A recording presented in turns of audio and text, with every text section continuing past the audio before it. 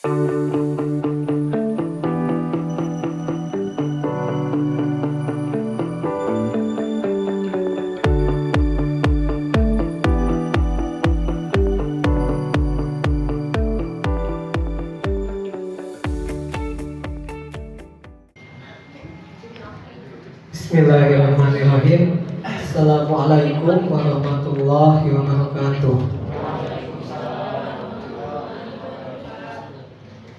Alhamdulillahirabbil alamin wa bihi nasta'in ala umuri dunya waddin.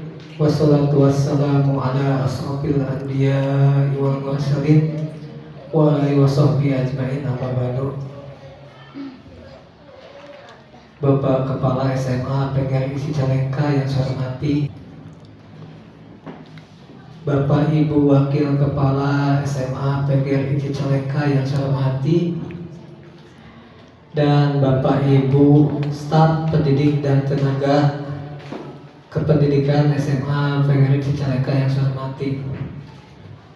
Puji dan syukur telah kita panjatkan kehadirat Allah Subhanahu wa Ta'ala.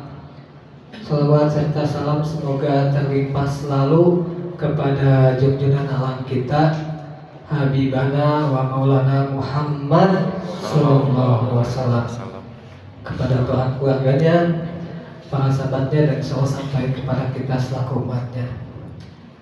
Saya ucapkan terima kasih kepada Bapak dan Ibu semuanya yang telah hadir dalam acara ini. Perlu diketahui bahwa acara ini merupakan salah satu kegiatan dalam pelaksanaan pendidikan guru penggerak. Nah, apa tujuan kegiatan diseminasi ini? Yang pertama adalah menyebarkan pemahaman budaya positif kepada seluruh warga sekolah. Yang kedua adalah mengajak warga sekolah untuk bersama-sama menerapkan budaya positif. Jadi tidak hanya peran CGP saja yang harus melaksanakan budaya positif, tapi ini peran kita semuanya, gitu ya. Bapak dan Ibu semuanya, di sini ada kesepakatan kelas. Nah, kesepakatan kelas ini merupakan salah satu materi juga yang didapatkan dalam CGP ataupun PMM, biasanya ada. Nah, di sini kita buat suatu kesepakatan kelas ya. Yang pertama ini kesepakatannya adalah berpartisipasi penuh dalam kegiatan, gitu ya. Yang kedua adalah kita saling menghargai pendapat. Dan yang selanjutnya, yang ketiga adalah bijak ketika menggunakan alat komunikasi. Dalam hal ini adalah penggunaan handphone. Diusahakan penggunaan HP sesuai dengan kebutuhannya, gitu ya. Sepakat Bapak Ibu? Ada yang mau ditambahkan? Cukup ya? Oke. Kita akan lanjutkan. Nah, di sini ada beberapa materi budaya positif yang akan disampaikan. Nah, yang pertama adalah mengenai disiplin positif dan nilai-nilai kebajikan universal. Yang kedua adalah teori motivasi, hukuman, penghargaan, dan restitusi. Yang ketiga adalah mengenai keyakinan kelas. Selanjutnya adalah yang keempat, kebutuhan dasar manusia dan dunia berkualitas. Yang kelima adalah restitusi. Kita akan melihat atau membahas 5 posisi kontrol kita sebagai pendidik. Dan yang keenam masih membahas restitusi, yaitu mengenai segitiga restitusi, ya. Nah, ini yang pertama adalah budaya positif, ya. Apa itu budaya positif? Namanya juga positif, berarti biasanya yang bagus-bagus, ya. Budaya positif ini merupakan nilai-nilai kebiasaan di sekolah yang berpihak pada murid. Jadi semuanya, semua kegiatan yang kita lakukan harus berpihak kepada murid, ya.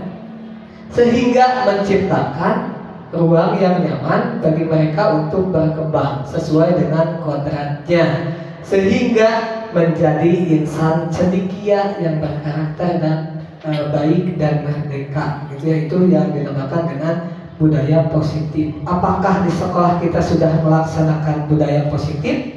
Kita akan coba gali, ya. Untuk selanjutnya nih, paradigma paradigma baru ini menyebutkan bahwa pembelajaran yang dirancang berdasarkan kepada prinsip pembelajaran berdiferensiasi. Bapak Ibu ada yang tahu pembelajaran berdiferensiasi itu apa? Pembelajaran berdiferensiasi. Diferen itu apa sih? Hah? Beda. Dibedakan. Kenapa dibedakan? Tadi sudah disebutkan karena anak memiliki kodratnya, gitu ya.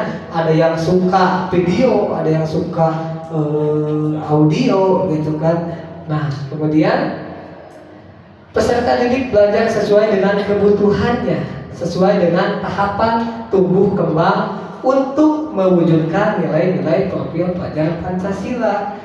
Jadi memang tujuan pendidikan kita itu mencetak pelajar itu memiliki profil pelajar Pancasila yang jumlahnya ada 6. 1, masih ingat, beriman bertakwa kepada Tuhan Yang Maha Esa. Yang kedua, berkebinekaan global. Yang ketiga, gotong royong, gitu ya. Yang keempat, mandiri. Kemudian kreatif dan pengenalan kritis. Itu ada 6, gitu ya. Nah, itu tujuannya. Jadi kita melaksanakan kegiatan itu tujuannya adalah untuk berpihak pada murid dan mencetak murid memiliki profil pelajar Pancasila.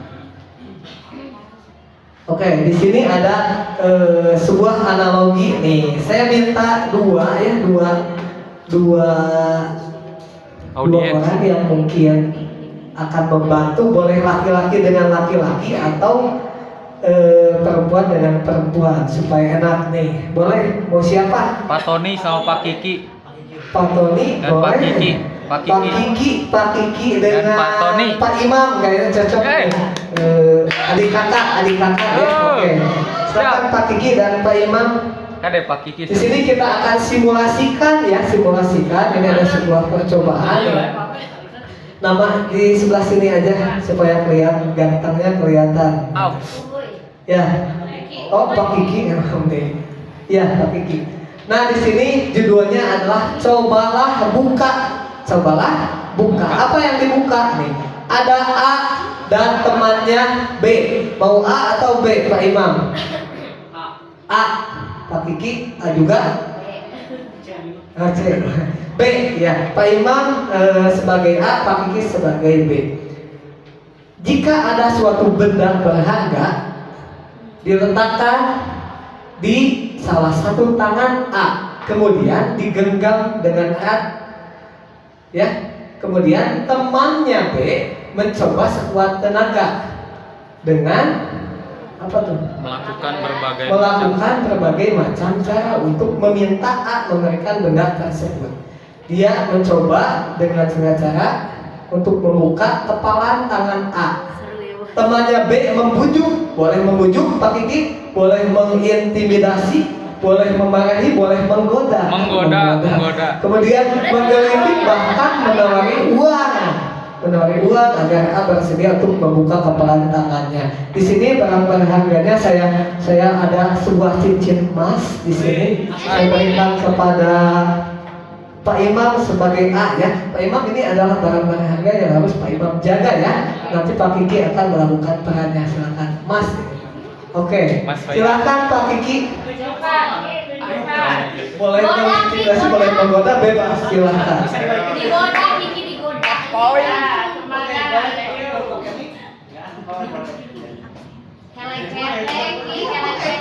Pak Imam akan menjaga bendanya. Pak Kiki berusaha supaya Pak Imam mengeluarkan bendanya. Mau gimana?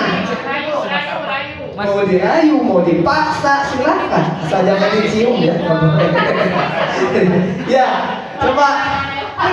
Pasti dilepaskan kan? Iya. Ayo Pak Kiki, coba mau gimana? Pak Imam? Oh, mau dipaksa dulu. Oh, boleh. Oh, mau dipaksa dulu silahkan. Ayo. Ayo.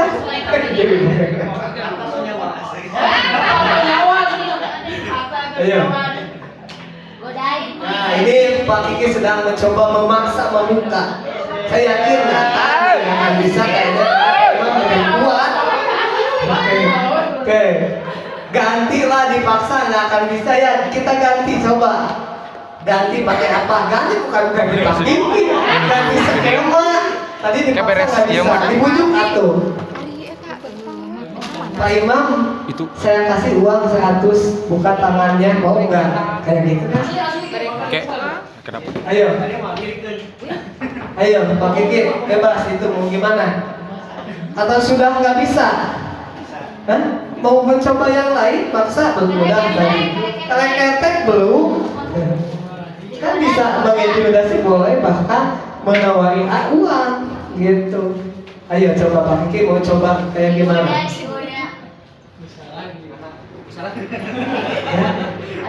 Udah? Gak bisa? Gak bisa? Gak bisa? Gak bisa ya? Pak Imam mau nggak buka tangannya saya kasih uang goceng? Berapa maunya? Ini dicontohkan, saya kasih goceng aja lah, itu mah ada apa, cuma tutup pulpen doang. Ini goceng, diterima ternyata. Oke, saya ucapkan terima kasih kepada Pak Kiki dan Pak Imam yang telah membantu. Iya, bawa dulu aja. Iya, boleh bawa untuk goceng. Iya, oke. Nah, apa yang akan terjadi gitu ya? Ternyata Pak Kiki itu sudah berusaha tadi, tapi tidak bisa dibuka. Tapi ketika saya bujuk Pak Imam, gitu ya, ternyata dia membuka. Oh, ternyata ada kebutuhan lain yang Pak Imam belum dipenuhi. Misalnya Pak Imam kegodanya sama uang seperti. Nah, seperti itu. Jadi nanti ada ilusi-ilusi ketika Bapak Ibu membujuk siswa. Bapak Ibu pastinya pernah membujuk siswa untuk apa? Belajar. Hah? Untuk sesapu, untuk mengerjakan tugas. Bagaimana cara membujuknya? Apakah dia mau? Ada yang mau, ada yang tidak. Tapi tergantung pendiriannya ya. Nanti kita akan bahas lebih lanjut nih di sini. Nah, yang ini kita sendiri yang memegang kontrol atas kepala tangan kita. Kita membuka atau menutup kepala tangan kita itu tergantung pada diri kita masing-masing, sesuai dengan kebutuhan dasar pada saat itu. Tadi Pak Imam dibujuk oleh Pak Kiki, kemudian dipaksa apapun tidak mau. Ternyata Pak Imam bisanya dibujuk dengan uang, artinya ada kebutuhan yang belum terpenuhi oleh Pak Imam. Dalam hal ini nih, kita sebagai guru itu harus bisa melihat. Siswa tentunya pasti beda-beda kan. Di kelas itu ada yang aktif, ada yang menyendiri, ada yang kemudian oces gitu kan ya. Nggak bukan patoni ya, oces ya. Nah, dalam hal ini kita melihat apa sih yang dibutuhkan siswa. Biasanya siswa yang menyendiri di pojok biasanya butuh apa tuh? Mereka ingin diakui gitu kan ya. Ingin dipanggil dekat, komunikasi berdua kayak gitu. Jadi sekarang harus bisa memprediksi kebutuhan apa yang mereka belum penuhi. Nah, di sini ada sebuah filosofi yang disampaikan KHD. Apa KHD ya? Jangan tahu aja, nggak ada fotonya ya, itu ya. Katanya di sini filosofi ini adalah menuntun segala kodrat yang ada pada anak-anak agar mereka dapat mencapai keselamatan dan kebahagiaan. Jadi tujuan utamanya kita mendidik siswa itu mengantarkan anak untuk selamat dan bahagia, itu ya tujuannya. Baik sebagai manusia maupun sebagai anggota masyarakat. Selanjutnya adalah pendidik hanya dapat menuntun. Kita pendidik ya. Pendidik hanya dapat menuntun tumbuhnya kekuatan kodrat pada anak agar dapat memperbaiki lakunya dan tumbuhnya kekuatan kodrat anak. Misalkan jika kita ibaratkan seorang pendidik adalah petani. Petani ya, tentunya petani tugasnya adalah merawat tanaman, misalkan tanamannya padi gitu ya. Padi, bisa nggak padi itu kita ubah menjadi berbuah tomat? Nggak bisa kan? Ibaratnya siswa itu adalah padi. Apa yang dilakukan petani supaya padinya tumbuh sampai panen? Apa yang dilakukan? kasih pupuk, kemudian disiram air ya, kemudian apalagi dirawat, dan hasilnya itu adalah tetap padinya seperti halnya seperti itu. Jadi setiap siswa itu memiliki kodratnya masing-masing. Kita hanya berusaha menuntun, tidak bisa merubahnya. Yang selanjutnya adalah teori ilusi kontrol. Ilusi itu apa sih? Ilusi yang tidak betulnya ya, ilusi ya. Nah di sini katanya yang pertama, guru mengontrol muridnya. Bisa nggak seorang guru mengontrol muridnya? Bisa? Yakin? Sebetulnya yang bisa tadi kan sudah dijelaskan, Pak Imam itu hanya dapat membuka kepalan tangannya ketika dia apa? Iya gitu. Jadi ini hanya ilusi ya. Kita tidak bisa mengontrol murid gitu ya. Untuk selanjutnya adalah semua penguatan positif, efektif dan bermanfaat. Betul, memberikan pandangan positif katanya efektif dan bermanfaat, tidak semuanya ya. Oke, untuk selanjutnya adalah kritik. Kertas lembar gini. Membuat orang merasa bersalah, dapat menguatkan karakter. Nah ini nih, setuju atau tidak? Kita mengkritik, katanya semakin banyak dikritik, dimarahi semakin kuat, setuju? Tidak ya? Nanti ini hanya emosi. Nah selanjutnya kita akan masuk kepada pembahasan disiplin positif dan nilai-nilai kebajikan universal. Kalau Bapak Ibu mendengar kata disiplin, apa itu disiplin? Tepat waktu, apalagi?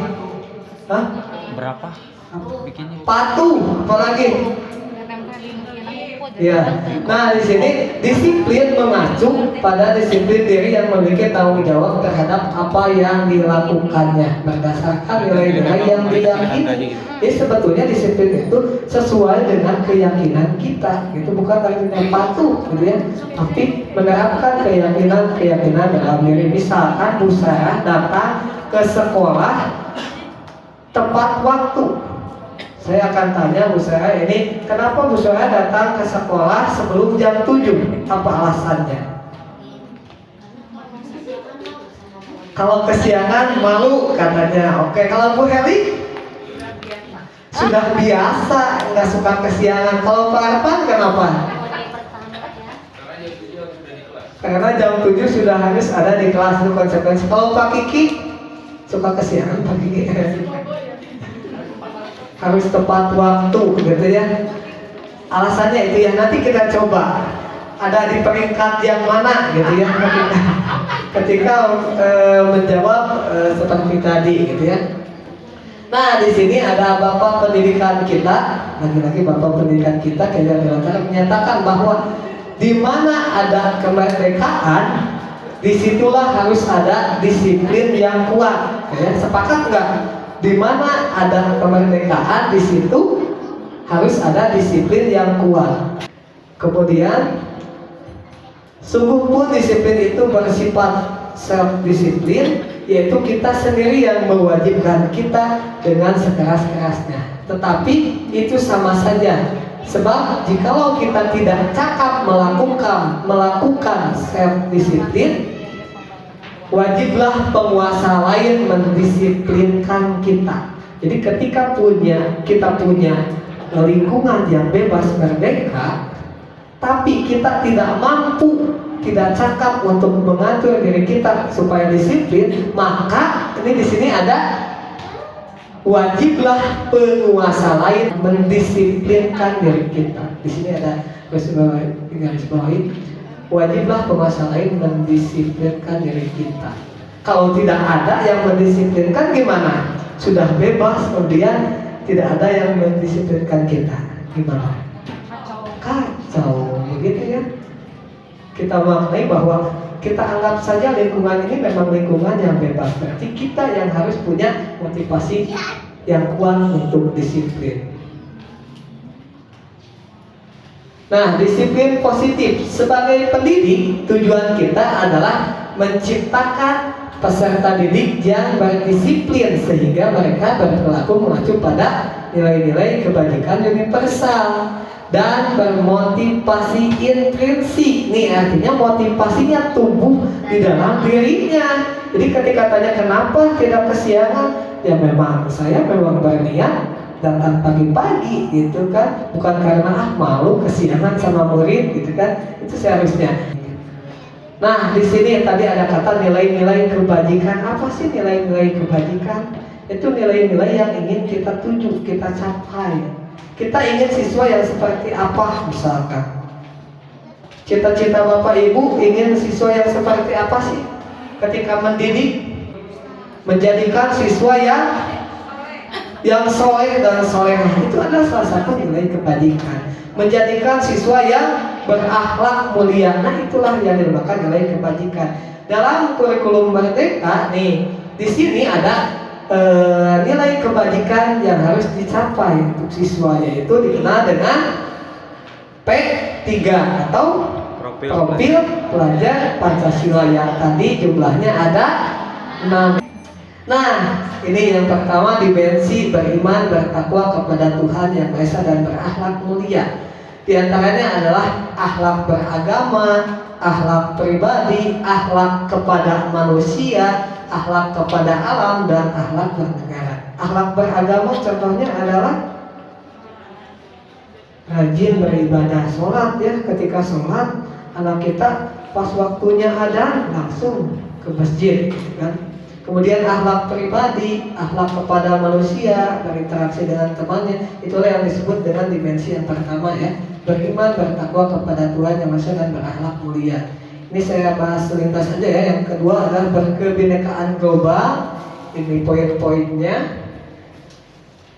Kemudian gotong royong. Ini juga poin-poinnya, kolaborasi, kepedulian, berbagi. Itu salah satu suplemen gotong royong. Mandiri dan nalar kritis, kreatif. Nah di sini kita akan masuk ke konsep selanjutnya adalah teori motivasi, hukuman, penghargaan, dan restitusi. Ini nih yang kayaknya kita harus bahas lebih dalam ya, teori motivasi. Nah di sini ada 3 motivasi. Tadi saya sudah menanyakan kepada Bu Sarah, kemudian kepada Bu Heli, kemudian kepada Bu Arpan. Ada berapa motivasi nih? 3 jenis ya. Yang pertama adalah untuk menghindari ketidaknyamanan atau hukuman. Misalkan Bapak Ibu datang ke sekolah sebelum jam 7, takut dipanggil kalau kesiangan. Berarti itu adalah motivasi yang ke-1. Terus selanjutnya adalah yang kedua, untuk mendapatkan imbalan atau penghargaan dari orang lain. Malu diperhatikan. Nah itu berarti lumayan ya. Misalnya lumayan ada tingkatannya di sini. Terus selanjutnya adalah untuk menjadi orang yang mereka inginkan. Memang muncul dari diri pribadi. Itu saya memang orangnya rajin, tidak suka kesiangan, gitu kan, dan menghargai diri sendiri dengan nilai-nilai yang mereka percaya. Coba siapa yang ketiga tadi, untuk menjadi orang yang mereka inginkan, menghargai diri sendiri, motivasi intrinsik. Bu Heli, Bu Heli banget. Semuanya. Semoga dengan kita mengetahui jenis-jenis motivasi ini, kita berada pada tingkatan yang paling bagus, yaitu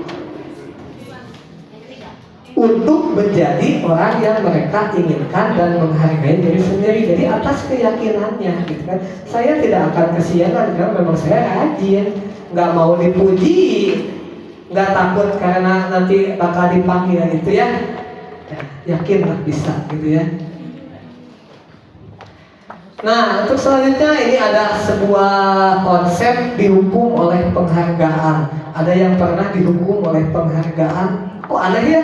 Katanya penghargaan, tapi kok dihukum oleh penghargaan. Seperti apa konsepnya? Ada yang pernah mendapatkan penghargaan di sini? Bapak Ibu? Ada? Penghargaan apa saja? Misalkan ketika membimbing olimpiade, kemudian dikasih penghargaan, ada? Yakin ada ya? Nah di sini ada konsep dihukum oleh penghargaan. Nih, Penghargaan berlaku sama dengan hukuman. Menurut konsepnya penghargaan itu sama dengan menghukum katanya. Kenapa? Dalam artian meminta, membujuk seseorang untuk memenuhi tujuan tertentu. Nah, di sini dampaknya ada pengaruh jangka pendek dan jangka panjang, kemudian penghargaan tidak efektif, penghargaan merusak hubungan. Nanti kita akan jelaskan penghargaan mengurangi ketepatan. Kita coba ya, nanti kita analogikan kegiatannya. Penghargaan menurunkan kualitas, katanya ketika diberikan penghargaan kualitasnya malah makin jelek. Kemudian penghargaan mematikan kreativitas, penghargaan menghukum, kemudian penghargaan mengurangi motivasi intrinsik gitu ya, karena biasa dikasih penghargaan jadi motivasi dalam dirinya ya udah berkurang gitu ya. Nggak ada penghargaan ngapain juga saya rajin gitu kan, karena memang awalnya diberikan penghargaan. Itu yang dimaksud dengan dihukum oleh penghargaan. Nih yang pertama, pengaruh jangka pendek dan jangka panjang. Nih ternyata penghargaan itu efektif jika apa? Jika kita menginginkan seseorang melakukan sesuatu yang kita inginkan dalam jangka waktu pendek. Jadi jangan yang berkesinambungan, dilakukan terus penghargaan. Kalau sekali misalkan boleh gitu ya. Selanjutnya, jika kita menggunakan penghargaan lagi dan lagi, maka orang tersebut akan bergantung pada penghargaan yang diberikan serta kehilangan motivasi dari dalam.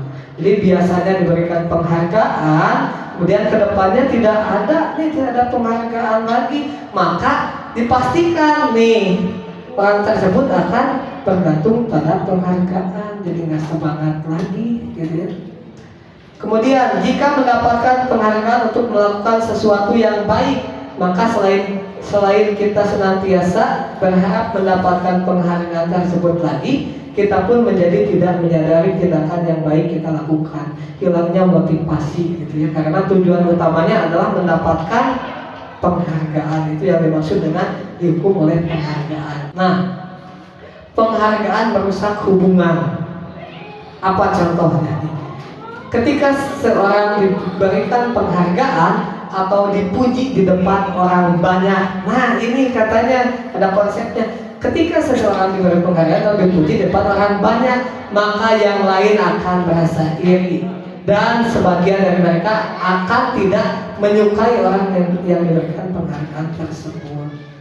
Gak boleh katanya terima kasih kepada Bu Sarah memberikan penghargaan ya, karena memang wali kelas terbaik, SPP-nya paling gede gitu, masuk gak boleh ternyata. Gimana masih wali kelas yang lain? Ya betul tidak?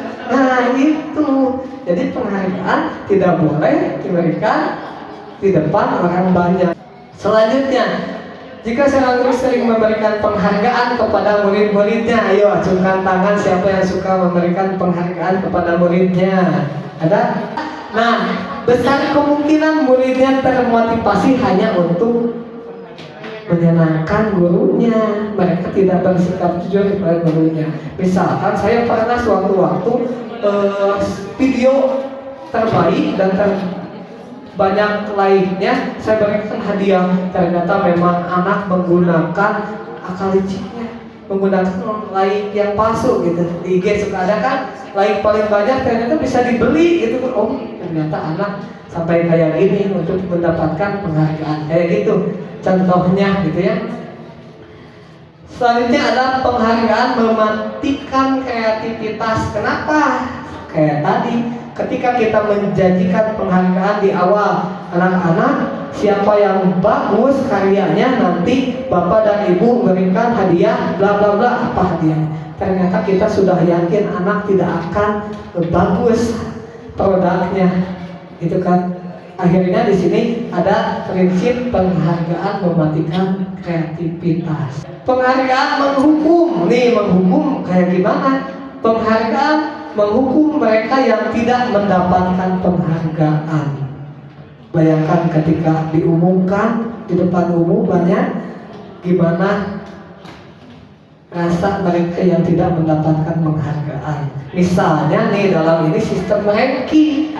sistem ranking memang sudah tidak dibuat dalam rapot. Kenapa? Sesuai konsep ini dihukum oleh penghargaan. Ketika tidak dicantumkan, bukan artinya Bapak Ibu ingin mengumumkan di kelas. Berarti karena sekarang sudah tahu konsepnya, walaupun ibu-ibu nanya, berapa ranking anak saya? Pak, diumumkan sampai 10 gitu ya.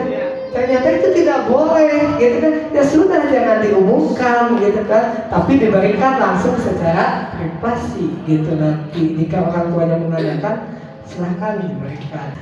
Oke, nah jadi langkah yang baik kayak gimana itu kalau tidak boleh memberikan penghargaan, tidak boleh memberikan hadiah. Ternyata langkah terbaiknya adalah memberikan pengakuan atau apresiasi kebajikan. Ini langkah yang tepatnya.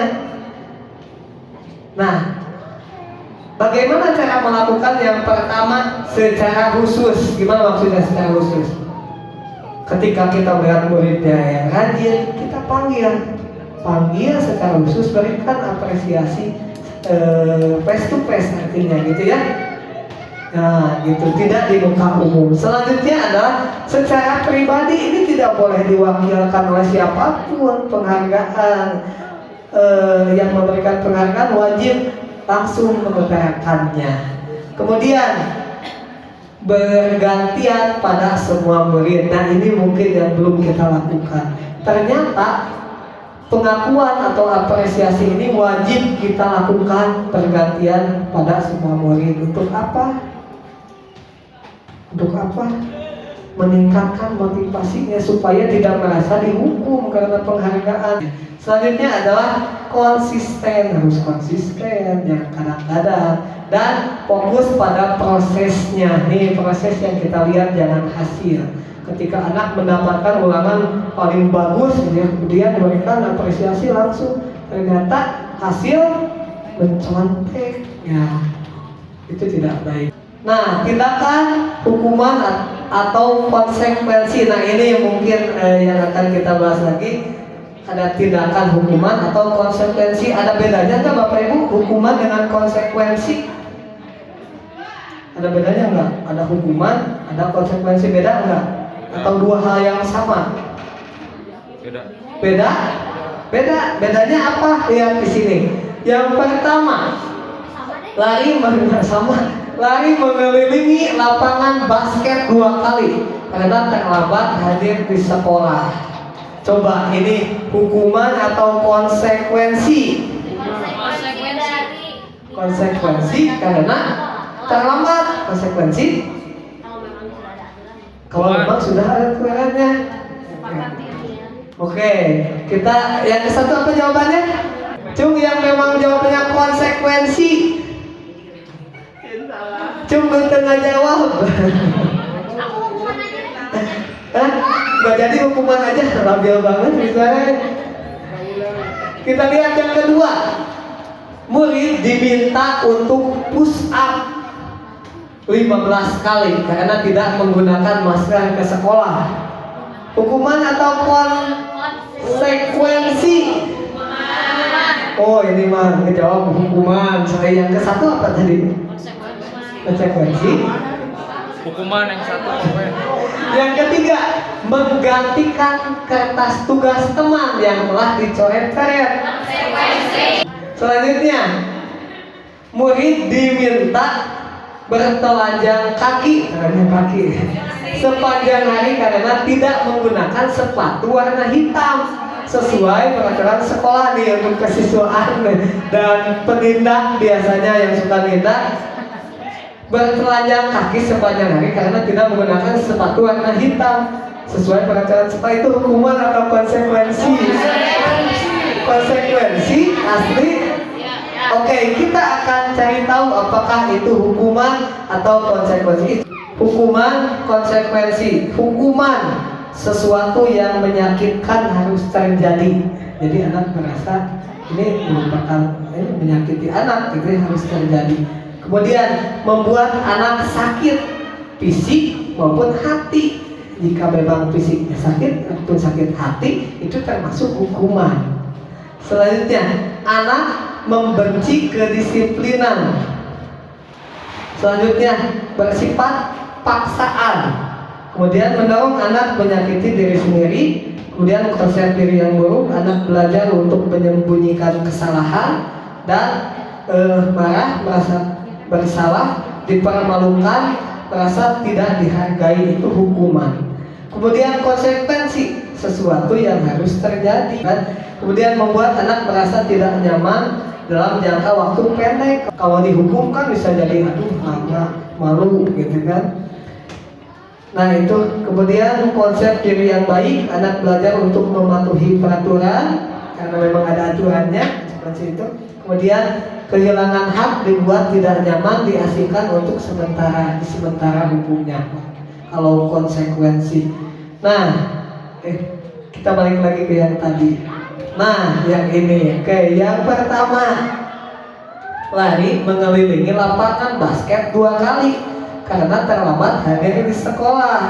Hukuman atau konsekuensi?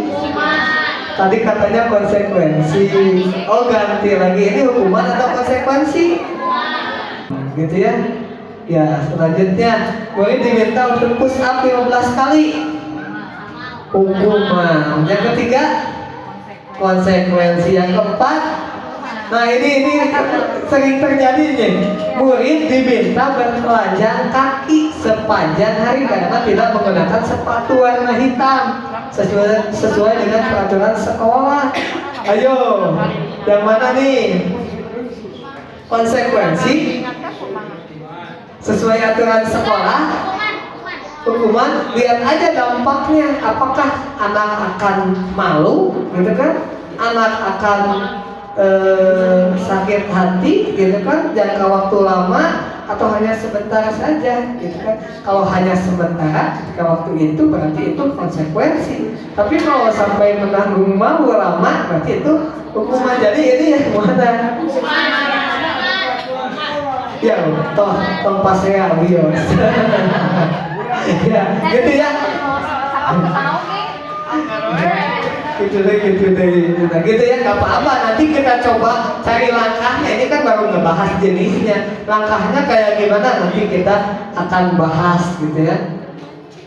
Nah, ini yang dibahasnya adalah dalam konsep restitusi. Bapak Ibu pernah melakukan restitusi? Apa sih restitusi itu? Nah, di sini proses kolaboratif menciptakan kondisi bagi murid untuk mencari solusi, memperbaiki kesalahan mereka sehingga mereka bisa kembali kepada kelompok mereka dengan karakter yang lebih baik. Artinya memperbaiki diri dan memperbaiki kesalahan. Membantu murid menjadi lebih memiliki tujuan, disiplin positif, dan memulihkan dirinya setelah berbuat salah gitu ya. Artinya membuat lebih baik lagi gitu ya, memperbaiki kesalahan siswa. Itu yang dinamakan dengan restitusi. Nah, restitusi ini yang pertama bukan untuk menebus kesalahan, namun untuk belajar dari kesalahan. Kemudian memperbaiki hubungan, dan ini sifatnya tawaran bukan paksaan. Kemudian menuntun untuk melihat ke dalam diri, kemudian mencari kebutuhan dasar yang mendasari tindakan, kemudian cara yang baik dengan evaluasi diri, itu ya. Fokus pada karakter bukan tindakan, menguatkan dan fokus pada solusi, mengembalikan murid yang berbuat salah pada kelompoknya. Itu yang dinamakan dengan restitusi. Nanti kita akan bahas lebih lanjut skemanya seperti apa ya. Nah, di sini selanjutnya konsep yang dipelajari itu dalam budaya positif adalah keyakinan kelas. Bapak Ibu ada yang sudah melaksanakan keyakinan kelas, terutama Bapak Ibu wali kelas. Bu Heli sudah melaksanakan, hebat Bu Heli sudah melaksanakan keyakinan kelas. Ada yang lainnya? Ini di dalam PMM ada loh keyakinan kelas. Kemarin ada Bu Siha ya, saya lihat videonya bikin keyakinan kelas ya. Yang PMM, iya ada, berarti ada yang sudah melakukan keyakinan kelas nih. Seperti apa keyakinan kelas itu? apakah berupa tata tertib atau aturan atau gimana, gitu kan? Nah, ini keyakinan kelas atau keyakinan sekolah. Keyakinan kelas bersifat lebih abstrak daripada aturan yang lebih rinci dan konkret. Biasanya di kelas kita melihat ada tata tertib. Ya, ada ya. Itu keyakinan kelas bukan? Cung yang menjawab keyakinan kelas. Ada tata tertib nempel di kelas. Itu keyakinan kelas bukan? Bukan. Tata tertib sekolah? Bukan? Atau keyakinan kelas? Keyakinan kelas itu dibuat oleh kelas itu. Ya, kelas itu. Di sini kita bahas lebih lanjut ya. Keyakinan kelas berupa pernyataan-pernyataan universal. Kemudian, pernyataan keyakinan kelas senantiasa dibuat dalam bentuk kalimat positif. Jadi jangan kalimat negatif. Kemudian, bersedia meninjau kembali keyakinan kelas dari waktu ke waktu. Nah, nilai-nilai kebajikan yang diterima secara universal lepas dari latar belakang budaya, itu yang dinamakan keyakinan kelas. Bahasa, suku bangsa maupun agama, berupa hal-hal seperti keadilan, kehormatan, peduli, integritas, kejujuran, pelayanan, keamanan, kesabaran, tanggung jawab, mandiri, berprinsip, keselamatan, kesehatan. Nah, ini contohnya. Di sini ada sebuah aturan dan ada keyakinan kelas. Misalkan aturannya adalah yang pertama, selalu kembalikan buku ke tempatnya. Misalkan di kelas ada perpustakaan kecil, kemudian buat aturannya adalah selalu kembalikan buku ke tempatnya. Sebetulnya kita harus lebih mengonsepnya kepada suatu keyakinan kelas. Nilai apa yang ingin dicapai ketika anak mengembalikan buku ke tempatnya? Yaitu adalah nilai tanggung jawab. Selanjutnya, ada suatu aturan dilarang mengganggu orang lain. Berarti keyakinan kelas yang dibuat adalah menghormati orang lain. Kira-kira Bapak Ibu setelah menyimak dua ini ada bedanya nggak ke depannya? Prediksi gitu. Silakan Bapak Ibu prediksikan ketika membaca aturan, membaca keyakinan kelas lebih kena yang mana? Lebih mudah dimaknai yang mana? Ini lebih universal ya. Nah, seperti itu. Kemudian di sini ada bergantian atau menunggu giliran, nanti menghormati orang lain atau bersabar. Gitu, ini salah satu keyakinan kelas. Nanti kita akan coba praktekkan untuk tahun ajaran depan. Nanti untuk wali kelas nanti kita alokasikan 1 hari untuk membuat keyakinan kelas, gitu ya. Nah, ini selanjutnya adalah 5 kebutuhan dasar manusia. Butuh apa aja kita? Kalau di sini ada 5, apa saja kira-kira? Hiburan, kesenangan, uang lagi, apa lagi? Nah, nggak ada uang, apa tuh Pak? Misalkan jodoh mah yang masih jomblo. Apa? Oke, kita lihat. Bentar. Nah, inilah 5 kebutuhan dasar manusia. Love and belonging. Apa love and belonging? Rasa cinta dan apa? Cinta dan jodoh. Apa Miss? Belonging?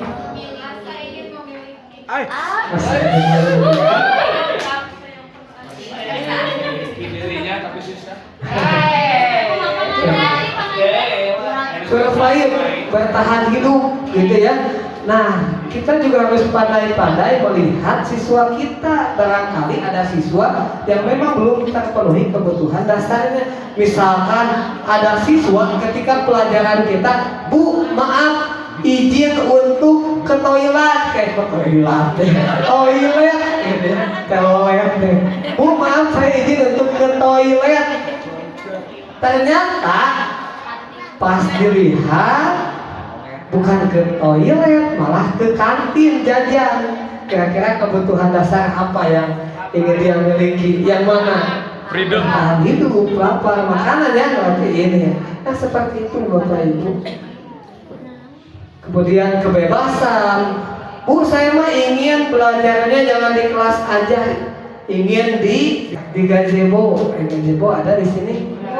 Nah, Nanti itu anak ingin kebebasan, gitu kan? Seperti itu, kesenangan dan kekuatan. Nah ini selanjutnya, ini yang terakhir kayaknya. Restitusi 5 posisi kontrol yang akan kita lakukan, gitu ya. Jadi di sini ada 5 posisi. Bapak Ibu ada di posisi yang mana? Ayo nih. 1. Ketika menemukan suatu kasus siswa, kita ada di posisi penghukum. Ada yang biasa menjadi posisi penghukum? Ada mungkin. Selanjutnya, pembuat rasa bersalah. Ada? Aduh, yang gimana ya? Nggak tahu, baru nanti. Sebagai teman. Ada. Kemudian sebagai pemantau. Yang kayak gimana pemantau? Pemantau di sini bukan artinya cuma melihat aja ya, tapi nanti ada kegiatannya, kita lihat. Dan sebagai manajer yang paling bagus adalah posisi sebagai manajer artinya. Gimana? Oke, kita coba simulasikan satu nih. Misalkan siapa ya? Abah ya, Pak? Boleh, Pak? Boleh simulasi? Simulasi misalkan Pak Teddy sebagai siswa, oke? Pak Teddy sebagai siswa, Pak Teddy kesiangan. Coba Abah, tahu Busarah boleh? Ketika melihat yang kesiangan nih, apa yang akan dilakukan? Ada yang mau mensimulasikan? Pak Budi suka memperhatikan siswa yang kesiangan. Pak Budi boleh, Pak Budi di sini. Pak Budi, nggak apa-apa, saya aja yang jadi siswa nakal. Jangan yang nakal, yang kesiangan. Udah saya, Pak Budi. Ceritanya saya kesiangan ya. Saya datang, saya datang kesiangan dan ini gerbangnya sudah ditutup. Udah kesiangan nih. Gimana, apa yang mau dilakukan Pak Budi? Langsung aja tanya. Saya bukan saya Amimut.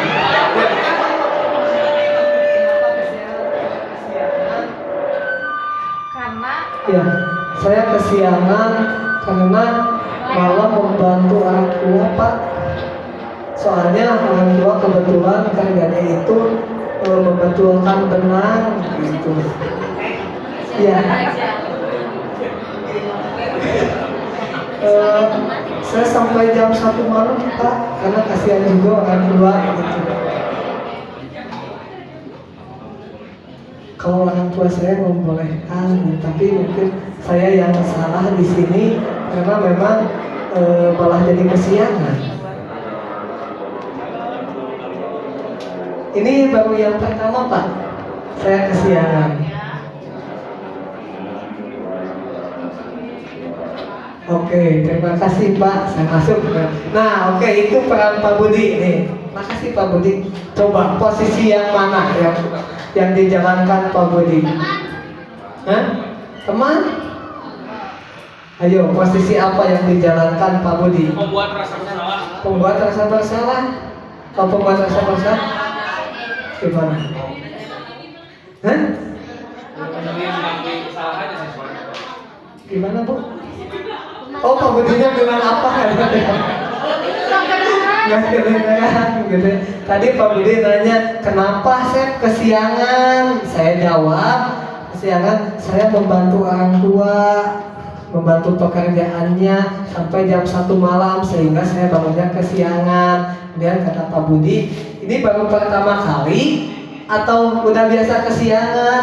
Enggak, Pak, ini pertama kali saya kesiangan. Kata Pak Budi, silahkan kamu masuk, tapi dicatat terlebih dahulu dengan guru BK ada gitu. Nah, itu perannya sebagai apa? Sebagai pemantau? Yang mana? Ayo.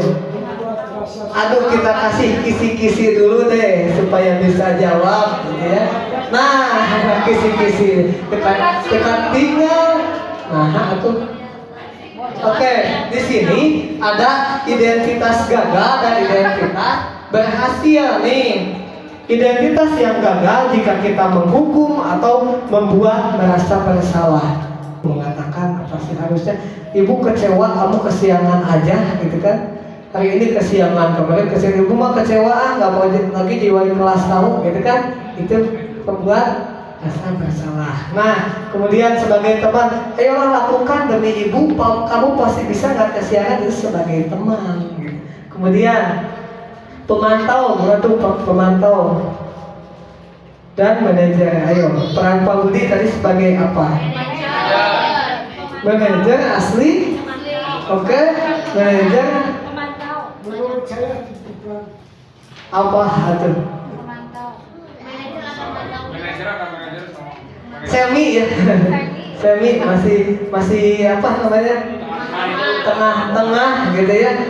Oke, untuk menentukan apakah Pak Budi berada di posisi manajer atau bukan, kita harus mengenal yang namanya segitiga restitusi. Jadi jika Pak Budi menjalankan perannya sebagai sesuai tahapan segitiga restitusi, maka Pak Budi melaksanakan peran sebagai manajer.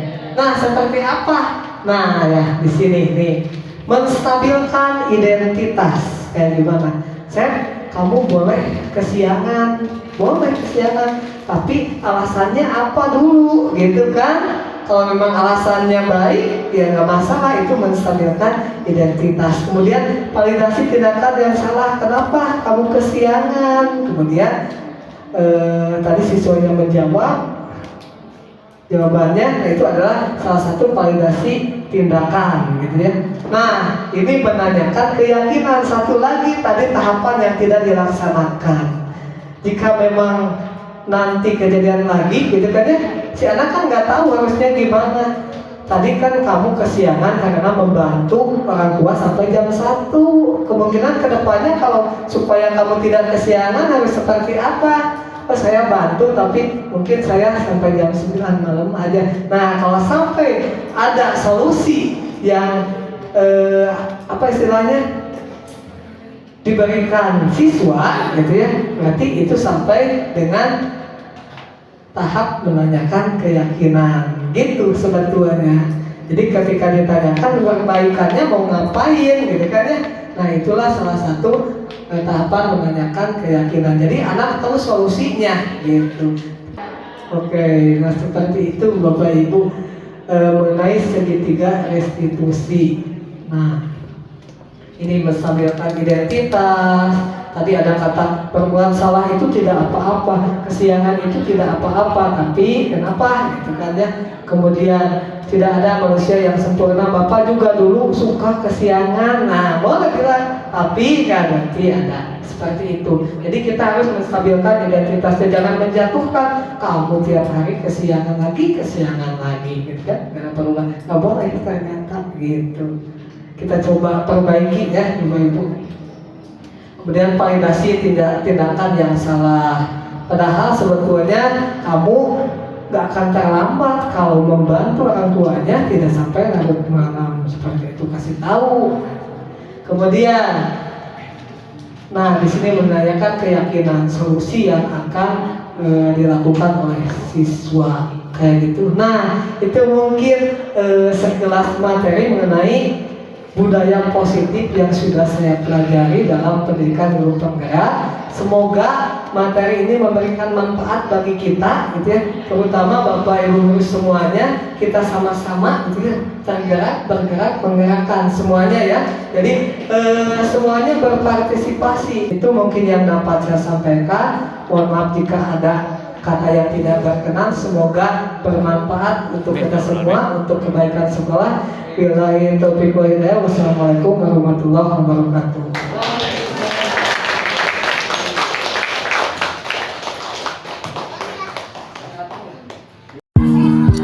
Pada kesempatan ini, saya akan melaksanakan praktik segitiga restitusi terhadap 2 buah kasus di sekolah.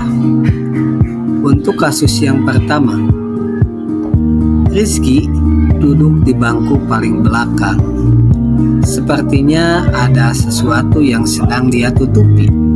Saya memprediksi bahwa Rizky sengaja duduk di bangku belakang karena rambutnya sudah terlihat panjang.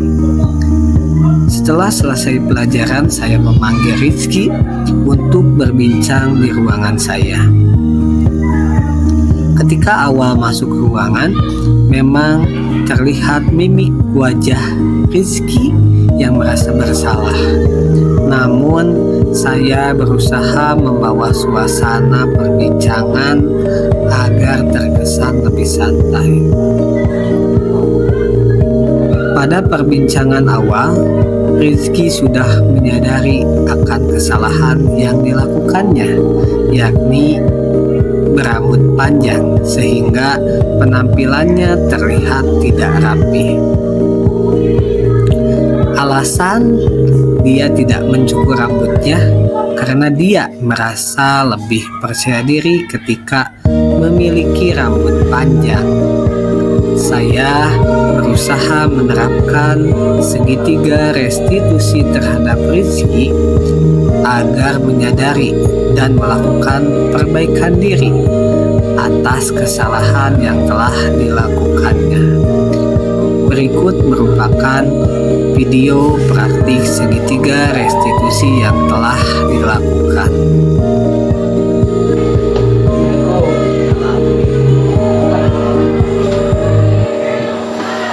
Siapa nama teh? Muhammad Rizky Pak. Muhammad Rizky, kelas 10-4 ya. Tadi Bapak masuk ke kelas Rizky. Tahu nggak kira-kira kenapa Rizky dipanggil ke sini? Nggak tahu. Nggak tahu, beneran nggak tahu. Oke. Tadi Bapak kan masuk ke kelas, kemudian Bapak menyampaikan materi kimia. Kenapa Rizky duduknya di belakang? Biasanya di depan. Lalu Pak. Malu. Jadi pengen di belakang itu duduknya. Terus kenapa tadi disuruh ke depan mengerjakan Rizky nggak ke depan? Belum ngerti sama malu rambut panjang Pak. Rambut panjang. Nah, ini rambut panjang. Kenapa rambutnya kok panjang kayak gitu? Pak, kalau pendek malu. Kalau pendek malu. Kalau panjang malu sama Malu. Emang segitu rambutnya panjang. banyak. Kenapa Rizky belum memotongnya? Belum ini Pak, belum ingin dipotong. Belum ingin dipotong. Oke, di sini Bapak akan menanyakan menurut Rizky nih. Lihat tampilan Rizky. Bapak punya kaca ya? Tunggu dulu ya. Bapak ambilin kaca dulu.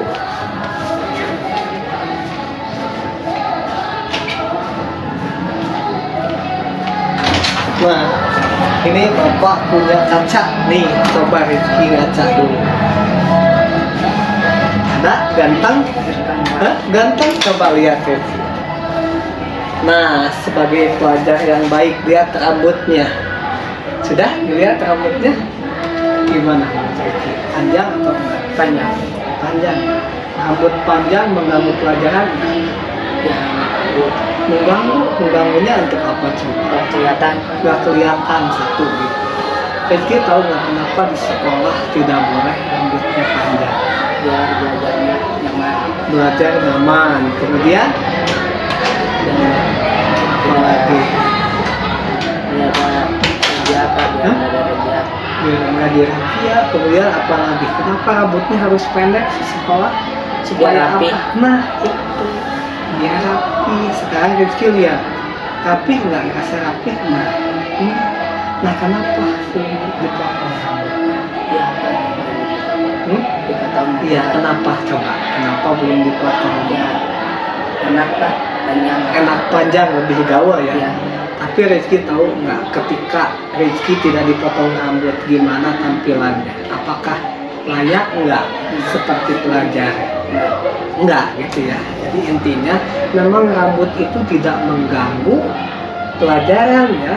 Rambut panjang boleh, gitu kan? Rambut panjang boleh. Tapi cocok enggak sebagai status Rizky sebagai pelajar, itu masalahnya. Kira-kira cocok nggak kalau pelajar rambutnya panjang? enggak. Enggak ya. Di alasan tidak mencukur rambut karena memang pengen panjang ya. Nah hari ini Rizky menyadari bahwa kenapa seorang pelajar itu harus rambutnya pendek. Yang pertama adalah Ya, oke. belajar nyaman. belajar nyaman, kemudian yang kedua rapih dilihatnya, karena ketika rapih kelihatan enak, gitu kan? Ya, Betul. Jadi apa yang kira-kira Rizky akan lakukan? dan mencukur rapi, mencukur rambut serapinya. Oke, nah kira-kira kapan nih Bapak ingin melihat Rizky nanti tampilannya sudah rapih kembali? Besok. Oke, nah seperti itu ya. Siap ya? Siap. Oke, jadi Rizky akan mencukur rambut Bapak, lihat besok ya. Besok Bapak akan masuk kembali ke kelas, nanti akan lihat Rizky apakah sudah dipotong. Siap ya? Siap. Oke, terima kasih karena sudah datang ke sini. Oke, silakan kembali ke kelas, belajar lagi ya. Assalamualaikum Pak. Salam.